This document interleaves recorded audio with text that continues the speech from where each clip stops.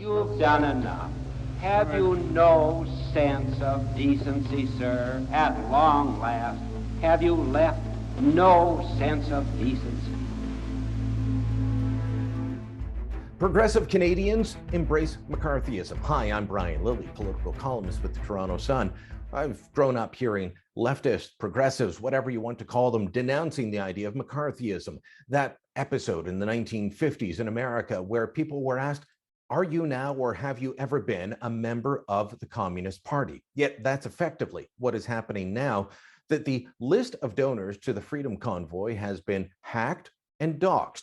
People are facing nasty phone calls at their homes. They're facing threats at their place of business, at their workplace. People are being fired over this, all because somebody disagrees with the political viewpoint of the person who made the donation. Is this how we operate in Canada? It shouldn't be. I mean, effectively, we're setting up an enemies list, enemies of the public. It's like Robespierre's Committee of Public Safety back in the French Revolution. Find them, punish them, because they did something we didn't like. Now, the people behind the convoy have been described as terrorists, as misogynists, as racists. And yet when the government or those making those claims are asked for evidence, they don't have any. Even the RCMP, when they arrested people in Coutts, Alberta at the border crossing, where they arrested people with guns and said that these people were going to attempt to commit murder, they said, the police said, these were people who were not affiliated with the original protest and grafted themselves onto it. But up in Ottawa, where that's where the people were making the donations for, yes, it's been annoying. And I understand the desire for many to see it gone. But does that mean you threaten to harm people physically, put bricks through a window? That's what happened to Tammy Giuliani. She is the owner of Stella Luna Gelato. Let me tell you, one of the best gelatos you'll ever have. It's in Ottawa. And she, like many small business owners, saw the convoy as someone standing up for her, a business that has been up and down like a toilet seat in terms of closures, in terms of restrictions. They have been desperate. Giuliani made the donation. Now she's facing threats. Here's what she told our post-media colleagues at the Ottawa Citizen earlier this week. Quote, it's no surprise that small businesses have been on the edge. Families are at risk of losing their livelihood. I'm a sucker for a grassroots cause, she said.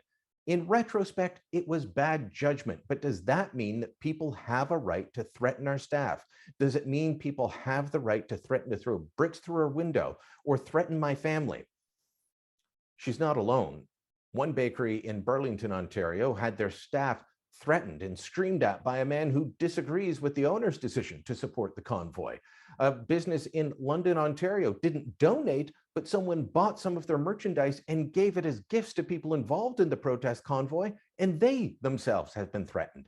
People are losing their minds. Meanwhile, the government is literally saying that if you have in any way supported this, your bank account can be seized, and it's in the Emergencies Act legislation.